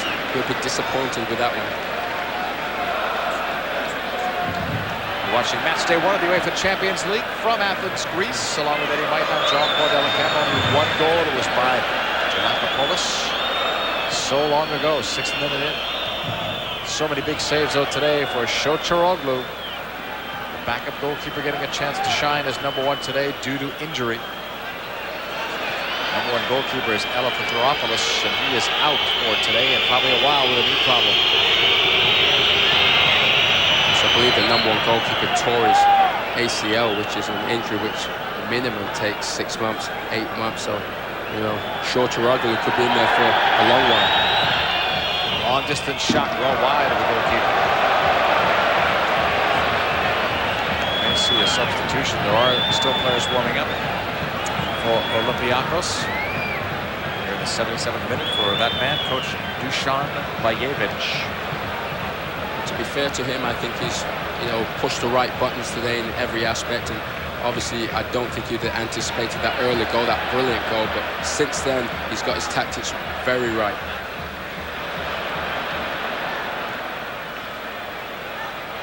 Going down was Nidiaitis.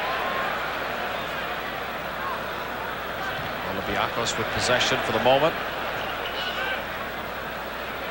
They're frustrating Porto now. Look at them, they're just playing the ball around. Give it away there. Here comes Porto. In a space too far. Well blasted on. Shotroglu. Is he trying to kick it out of the stadium? Or in a goal? Maybe he's trying to get his name on the score sheet, because there was no ceremony in that one. He just blasted that as far as he could to buy some time for the team. But once again, that offside trap was sprung and the pass was just led too far.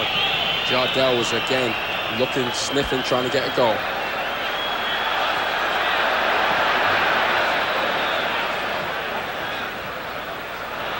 Olympiacos coming back on the right. Nidiaitis, number 8. This is the way they're taking this thing out of Porto. They're just stringing it around. As I keep saying that, they give it away.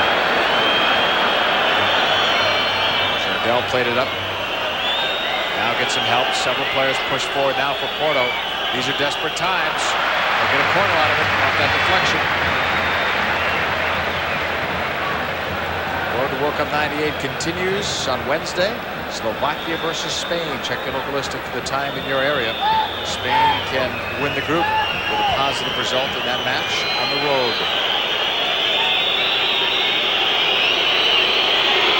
Julovic. Look at again the keeper coming out. Shotroglu measured it all the way, and now gets some help on one of his few mistakes. He was late getting back. Well, you're right there, JP. He made a mistake because that's too far for a keeper to come in. All he could get was a poor punch on it. The ball back in was in the net, actually. The defenders, to be fair to them, he's bailed them out. Why not bail your keeper out once in a while? Just making that play. If you're going to come out that far, you've got to clear it farther. Yeah, that's one time he's just got a little over anxious, and he's gone when he shouldn't have gone in. He got away with it this time, but that's not real good goalkeeping there. We're back with the ball. Aloisio. Got about 10 minutes or so, depending on injury time, to generate something. That's indicative of Porto. They've just been somewhat out of sync, and Jurjevic just letting the ball go through his legs. They're a better team. They know they are. They're a better team than what they've shown today. Obviously, if they don't get the win, they'll set them back a bit, but I think Porto can rebound in this group easily.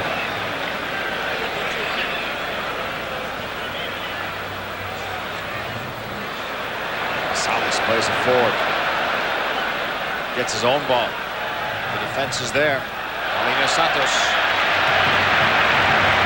Possession is going to be maintained by Olympiacos.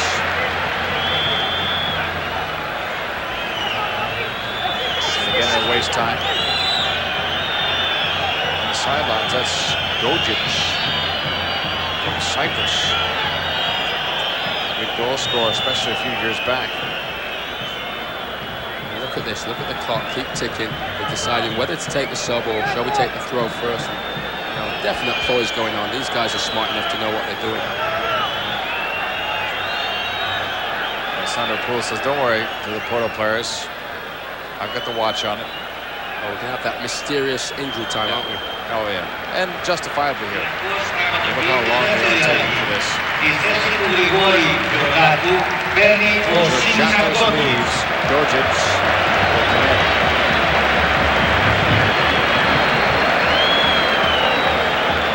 Gojic just getting his final instructions as he's going to trot, I suspect, deep into the Olympiacos half.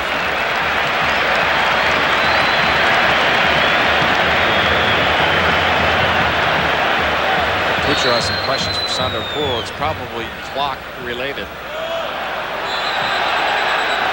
Whistle again. 82nd minute. Porto running out of time. Precious time left here in Athens. It's at least a mild upset in the making. Would be a bigger upset, obviously, if the game was in Portugal, but still an upset. Yeah, 3 points is 3 points, no matter where it is, and Porto expected to get them. I firmly believe that. And Olympiacos, you know, they won't openly admit it, but a point might have been something they've been happy with, JP. If they're not careful, they could still only get that 1 point. Right now, they're trying to protect the 1-goal lead. But again, remember their defensive record, the best in Greece last year, the best ever in the Greek First Division. That's a great point. Don't forget that, because a team that's used to keeping the ball out of the net has something about them. There's the goal score. Almost there. Jwasc92Futbol knocking on the door. Well, he's holding his head because he knows how close he came. What a fine move. You know, flowing, nice interchange of passing. He takes the return pass. Look at that, how close he is. The keeper got a fingertip to it. This is well hit. Let's look at the keeper there. He gets up from the behind the goal angle. I think he got a fingertip to it. 4th minute. Olympiacos 1. Porto nothing. Απαγορεύεται αυστηρά. Προστατεύστε τον Ολυμπιακό μας. Jurgiewicz.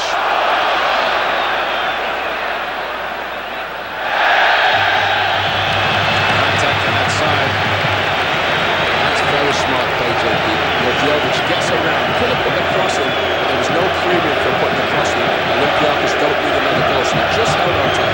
There, he was going to put the cross in, holds on to it, draws the contact there, gets a free kick, and stops the clock. So it doesn't stop the clock, it runs in their favour. So.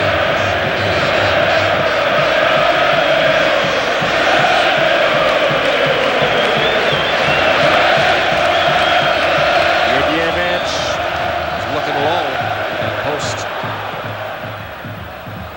Olympiacos keeping it alive on the right. Neniadis. Ivic to the byline. Couldn't get it through. I thought the ball might have even been over. It's close. I'll tell you what, had Ivic gone down, it would have been a serious claim for a penalty. I mean, that's an area where if there's any contact made, the referees don't hesitate. He stayed on his feet to his credit, but that was late. Gojic says that's my first touch. It wasn't on the ball. He knows the one thing you don't want to accumulate is yellow cards in this format, because that will cost your team in this round robin play. Over the yellows, you miss another game. Miss the next game.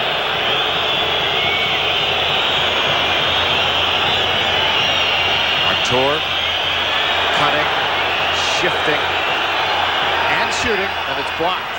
Trying to do it all. Well, there are 5 defenders closing in on him. Artur was waiting to open up the chance, and it just wouldn't fall through. Olympiacos in possession. They'll keep it on the ground. In the box on the turn was Gojic. Long shot. Correa. That one could have been a 2-0 game, and in fact, game over. I give Olympiacos a lot of credit, JP. I mean, yes, they have sat back. Yes, they've soaked up the pressure. So we see a bad foul here. And Olympiacos got away with one.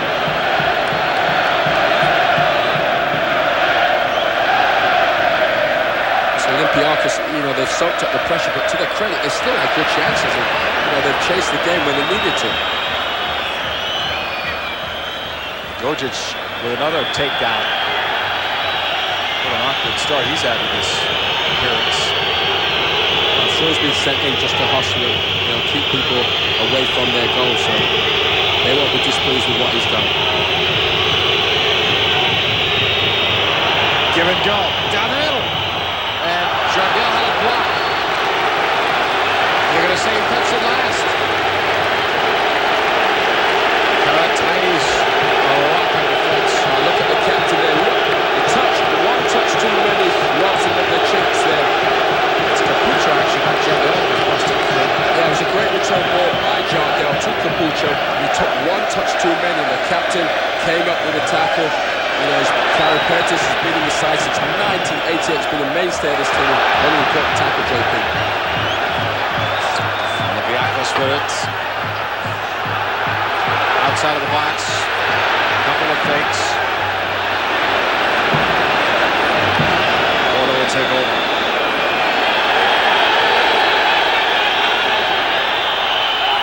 players going down. Incidental contact rule, no foul on either player.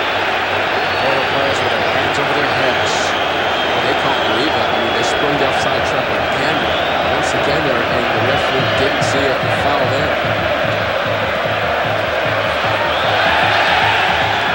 Oh, that's late. And nasty on Barroso. And the yellow card was just issued. But not to Barroso, it was to Mendes. Pulled the hunt there. Referee really needs to keep a close watch on this because that is a horrific tackle. It's gone just for right through it. No intention of getting the ball. Porto are frustrated. That's what is showing over. But he didn't book the Porto player for that. He booked Mendes for apparently giving him a little lip over it later. He must be Portuguese.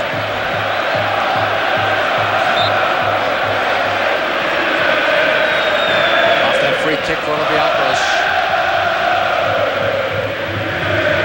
They're sensing it here now in Athens. The singing is picked up, the chanting, the drumming. I'll tell you one thing, defenders don't get a lot of credit in this game. It's always a forwards game. But that tackle by Titus, the captain, to stop the advancing move was brilliant. Capucho about 2 minutes earlier.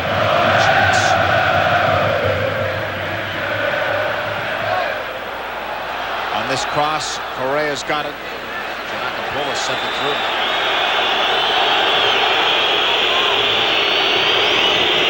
Well, it's desperate for Porto now. They really got to get this ball forward and get it forward quickly.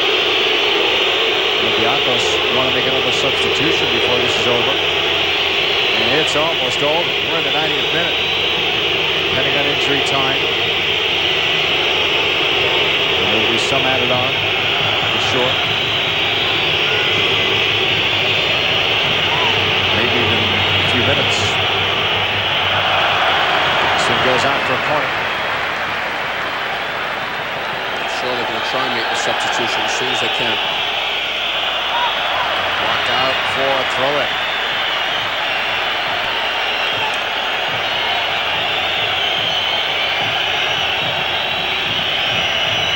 Clock is running out on Porto.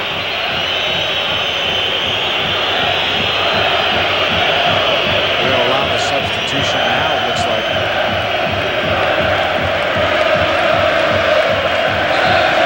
That's Jwasc92Futbol, who will replace Ivic. Ivic got the job done today. Didn't score, almost did. Helped to create some things with his fellow Yugoslavian Jwasc in front. Yeah, very workman-like performance by Ivic, and he's put himself about and really played for the team, JP. Ivic leads. Adamic comes on, another Yugoslavian. He's played for AEK Athens as well, winning 3 titles with them. Played across, headed down again, but the keeper's in good position. It's Jardel again. He's been called for pushing. There's a sign for the push because he pushed to get over the top of the ball, but once again the cross comes in. Who's on it for Porto? Jardel. And he's really been there, the attacking force, I believe, for Porto today. Look at the cross coming in. You can see him climbing on top of the back there. There's the arm leaning down. Shortshot clears. A minute gone in injury time. We'll recap things when we return once this match is over. Not only recap this game, but also all the match day long. Tell you the winners and the losers.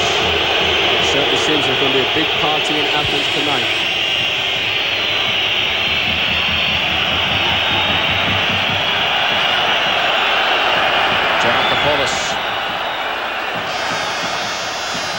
Good speed, then he's just knocked down. Play continues, a minute and a half of injury time gone. Sandopur looking back, not making any call.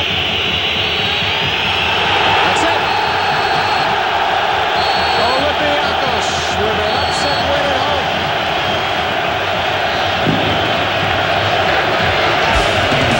Jwasc has the only goal, but the scoring was Shortshot goal. Yeah, brilliant performance by Shortshot. The reserve goalkeeper turned good. He's had a magnificent game